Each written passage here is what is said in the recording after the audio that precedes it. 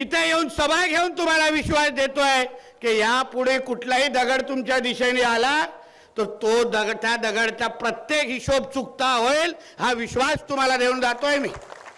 काही चिंता करू नका, हे कुठे जात नाही, कुठे जात नाही. शेवटी काय करणार?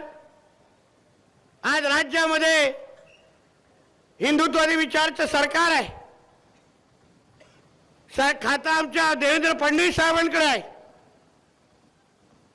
FIR मध्ये आज नाव आलं नसेल, कोण असेल वाचवणारे कुठे बसलेले, पण ते का आमच्या मुख्यमंत्री साहेबांपेक्षा मोठे नाही. संबंधित काही खात्यातल्या लोकांनी लक्षात घ्यावं. म्हणून उद्या जेव्हा फडणवीस साहेबांकडे हा विषय जाईल तेव्हा मग उत्तरं जेव्हा द्यायला लागतील ना, तेव्हा तुम्हाला तेव्हा जेव्हा कोण वाचवायला किंवा फोन करण्यासाठी आले होते ना, ते सगळे फोन ऑफ करून बसतील, एक लक्षात ठेवा. तेव्हा आजूबाजूचे पण फोन त्यांना देणार नाहीत, हात कापतील. ते नको रे बाबा, उगाच असलेली खुर्ची पण जाईल असे बघून पळून जातील. म्हणून उगाच कोणाच्या नादात लागायचं, कशाला लागायचं, ह्याच्याबद्दल विचार करा. विकास आणि ह्या सगळ्या गोष्टी होत राहतील, पण हा आमचा समुद्र किनारा हा सुरक्षित ठेवण्यासाठी या खात्याचा मंत्री म्हणून नितेश राणे मंत्रालयामध्ये बसलाय. एक तुम्ही लक्षात ठेवा, कोणाची मस्ती चालून देणार नाही. हे जे काय वळवळ करणारे जे हिरवे साप आहेत ना, ह्यांना कसे नीट करायचे ना, सगळी औषधं आमच्याकडे आहेत. कोणाला इंजेक्शन चालतं, कोणाला गोळ्या चालतात औषधाच्या, सगळं आहेत आमच्याकडे. म्हणून तुम्ही योग्य पद्धतीने, तुम्ही आता ज्या पद्धतीने एकजूट दाखवली आहे, आज जे ताकदीने आपण जे इथे जमलोय, एक हिंदू म्हणून तुम्ही एकत्र राहा. मी तुम्हाला विश्वास देतो, कोणीही वाकड्या नजरेने बघणार नाही, हा विश्वास देऊन तुम्हाला दाखव. शेवटी हिंदू म्हणून एकत्र राहण्याची गरज आहे.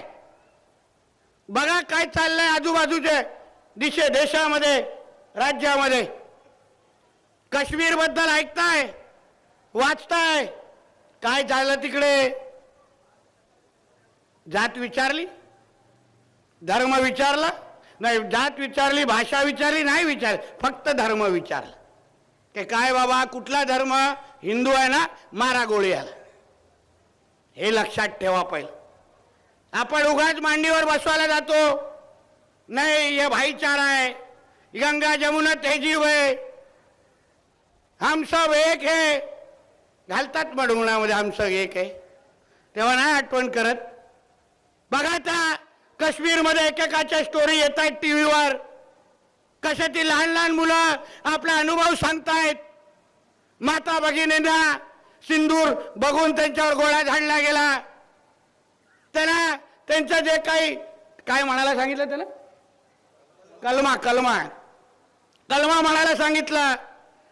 ज्याला म्हणत होते, जे त्याला म्हणता येईल तिथे डोक्यावर गोळ्या मारून संपवलेला आहे. मग कशाला नाटकं सहन करायची यांची? हे जे काय पाकिस्तानचे गोडवे घालणारे जे कोण इकडे जिहादी आहेत, त्यांना जसा तसं उत्तर देण्यासाठी हिंदू समाजाने तयार राहिलं पाहिजे. बघा योग्य आहे, तिथून कडवेपणा दिसत आहे. पण तुम्ही लक्षात ठेवा, ते अगर धर्म विचारून गोळा मारत असतील तर तुम्ही पण आपल्या हिंदुत्वादी संघटनेची मागणी पूर्ण केली पाहिजे. ते धर्म विचारून अगर गोळ्या मारत असतील तर तुम्ही कमीतल्या कमी धर्म विचारून तरी तुम्ही खरेदी करा. ही मागणी खरं म्हटलं, हे खरं म्हटलं तर हिंदू समाजाने करायला पाहिजे. दुकानात उभा राहिल्यानंतर विचारा, बाबा तुझा धर्म काय? खोटंही बोलेल, नालायक असतात. स्वतःच्या बापाचे होत नाही तर बघा त्या औरंग्याला स्वतःच्या कुटुंबाला संपवलं, स्वतःच्या सख्या भावाला बापाला मारलं. ते स्वतःच्या बापाचे भावाचे होत नाहीत, ते तुमचे काय होणार याचा विचार करा. म्हणून व्यवहार आणि खरेदी करण्या अगोदर धर्म विचारा आणि मग हेही विचारा, धर्म हिंदू आहे ना, चल बोलून दाखव हनुमान चालीसा, मला विचार.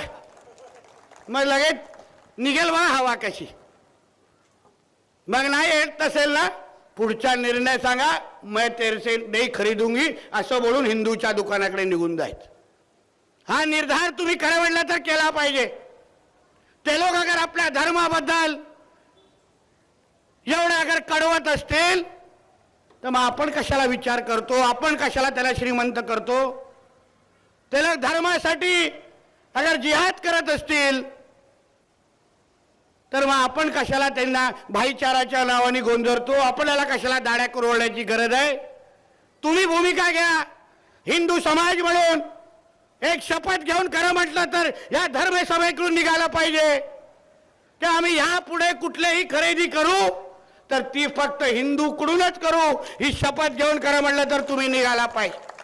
मग बघा कसे थराथरा कापतात.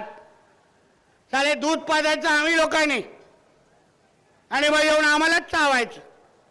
हे प्रकार बंद करायला शिका.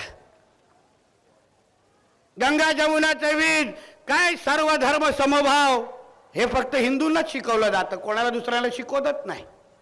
सेक्युलरचे किडे फक्त आमच्यावरच टाकले जातात, कोणाला दुसऱ्याला दाखवत नाहीत. हो, ज्या देशामध्ये आपण राहतो तो एक हिंदू राष्ट्र आहे, पहिले ते बोलायला शिका.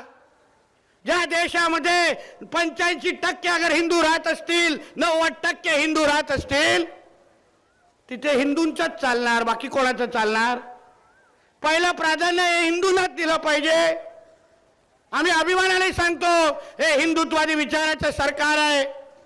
या सरकारला निवडून आणण्यामध्ये हिंदू समाजाने ताकद लावली, बाकी कोणीही ताकद लावली नाही.